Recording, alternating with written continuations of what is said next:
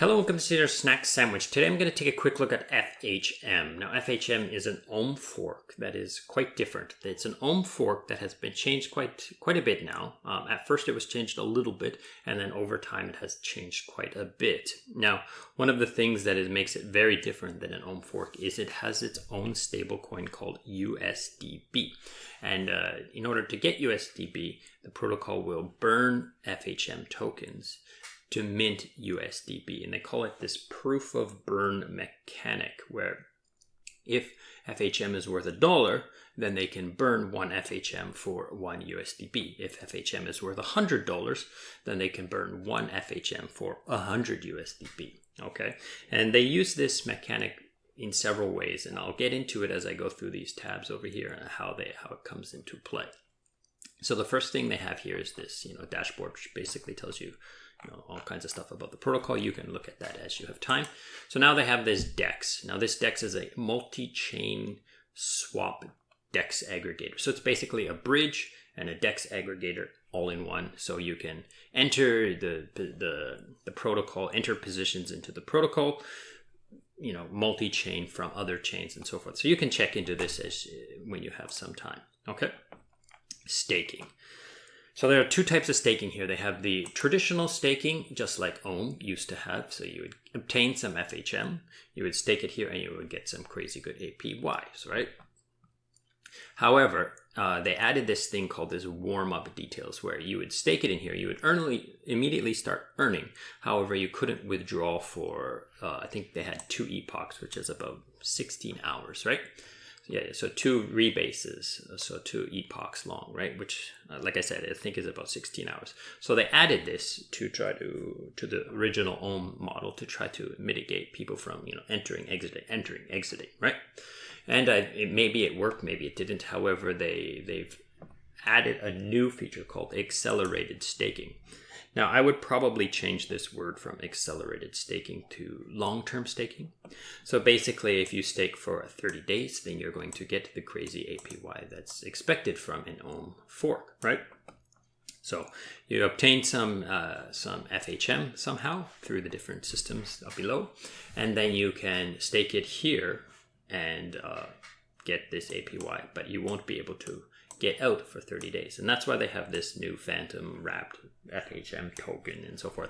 So you're gonna, if you already have staked into the original, then you will have to wrap it. However, if you're just looking to have some FHM, you can just instantly go into here through, approve and get some FHM. Stake your FHM for FWS FHM and get that high APY on this token. Now keep in mind that this token kind of has the pattern of an OHM fork, where it's gone up, went back down, and now it's kind of struggling across the all-time low numbers. So take that into account. Like, will this spike again and go up in value? I don't know. Okay, that's up to you to decide. So staking. Wrap is basically the same thing, so you can wrap. Investments. Now the investments is interesting. This is basically the treasury's investments, like the tokens that they're holding and the values of them and so forth. Now all of the tokens in here add to the runway and provide the ability for the staking APY, for this APY to be so high, right? Because they can mint FHM regardless of the value, the price of FHM. Basically, one FHM is worth $1 of these assets here. So there are 124 days of runway at the current valuations of these. Okay. So another thing that's important to note in here is the protocol can take FHM tokens. So they can obtain these FHM tokens through the bonding fees or other ways as well. And they can take these FHM tokens and they can burn them for USDB. So 1-to-1. So if FHM is worth $1, they can burn 1 FHM and get 1 USDB. If it's worth 100, they can burn 1 FHM and get 100 USDB. And then this USDB is a stablecoin worth $1. So when they put that into the treasury, then they can take this DAI out of the treasury and use it to obtain some of these other assets that they feel bullish on. So that's how they obtained all these assets, not through bonds like FantOHM did. They minted a USDB, put it in here. So 1 USDB goes in, they can remove 1 DAI from the treasury without affecting the runway, and then go out and obtain some other tokens that the DAO feels bullish on.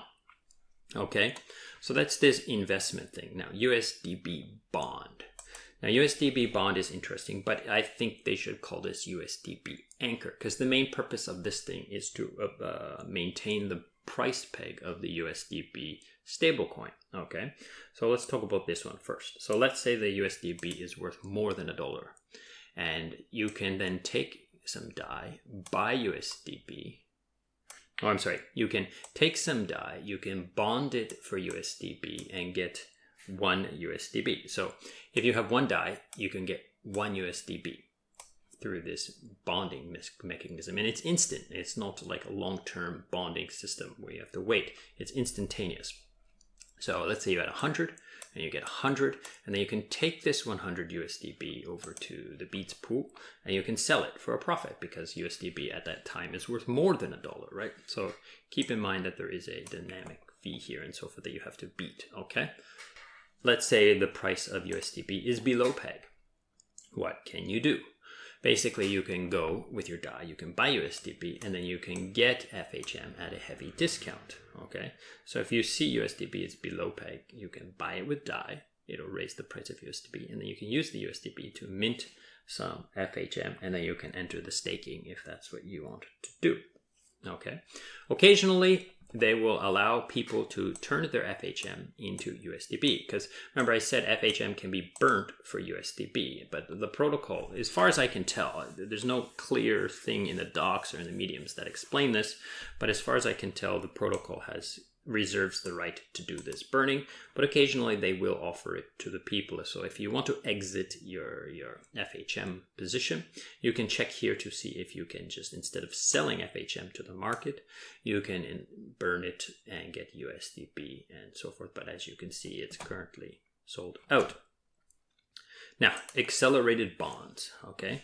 So before we can get into accelerated bonds, let's talk about the original bonds, okay? If you understand how OHM works, basically you can come to here with some of these tokens that they're accepting, and you could give these tokens, and usually you would get a discount on FHM, and it would vest to you over 5 days. Now, they're moving away from the old bond into these new accelerated bonds. So as you can see, the prices aren't so... The ROI is in the negative, right? But that's the system of OHM. If you don't know how OHM works, then you can watch my videos on OHM. I have several of them, and Squid and so forth.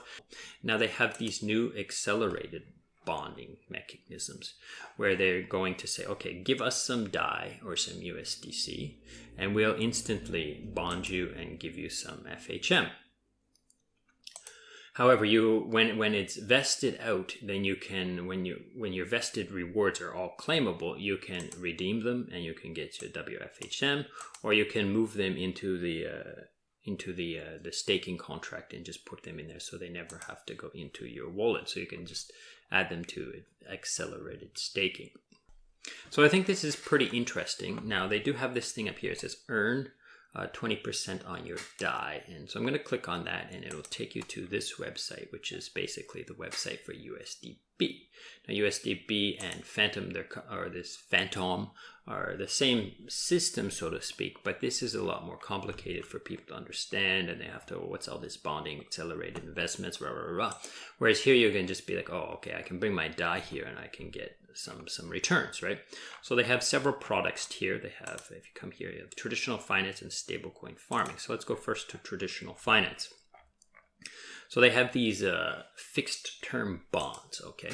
So you give them some DAI, and after some time, they're going to, after these periods of times, you're going to get a return of 5% or 15% on your DAI. So they increase it. So how does this work? How do they take this DAI and they turn it into a 5% yield? I don't know. I'm gonna take some speculations. I'm gonna take some guesses, okay?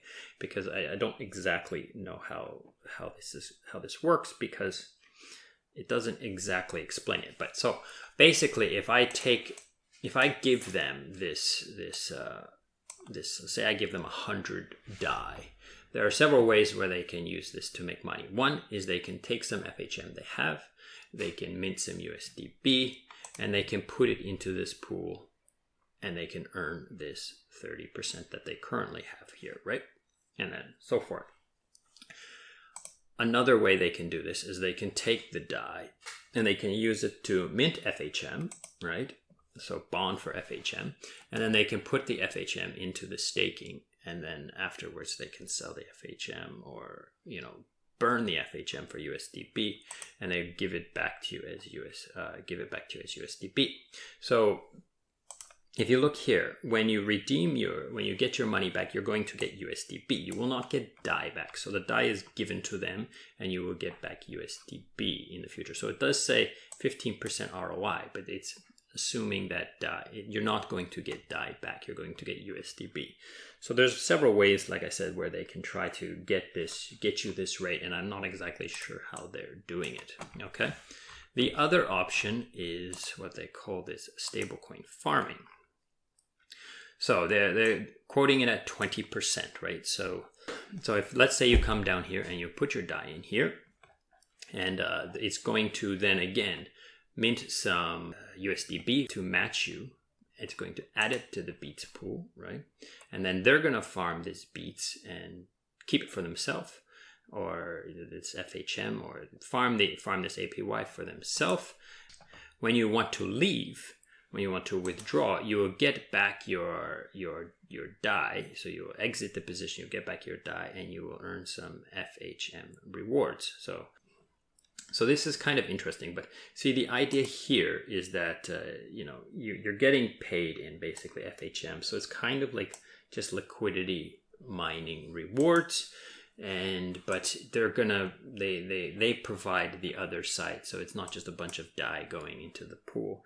They're going to use some of their FHM to provide liquidity to the other side of the liquidity pool, so to the USDB. They can burn FHM and supply the USDB, and you supply the DAI. So this is basically the way I understand it. I could be wrong, but like I said, it's a bit hard to get some good information. If you go to the docs are not very clear. They're not really up to date. So I found that you have to kind of go to the mediums and read all of these, but they're written by different people inside the DAO, and they're not exactly 100% transparent and clear. They don't explain every little background mechanism and so forth. So I'm finding it a little bit hard to get a good, clear understanding of things, but I think I have a pretty good understanding. Now, last thing, this is the USDB chart on BtovenX. As you can see, it was launched in April 2nd.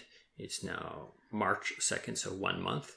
And the peg looks okay, but this is not an established stable coin with a long-term track record of holding peg.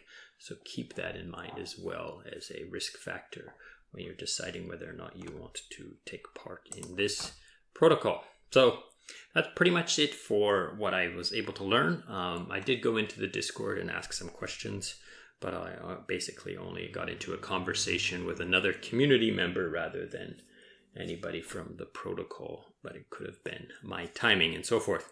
So that's it for today. Thank you so much for watching, and goodbye.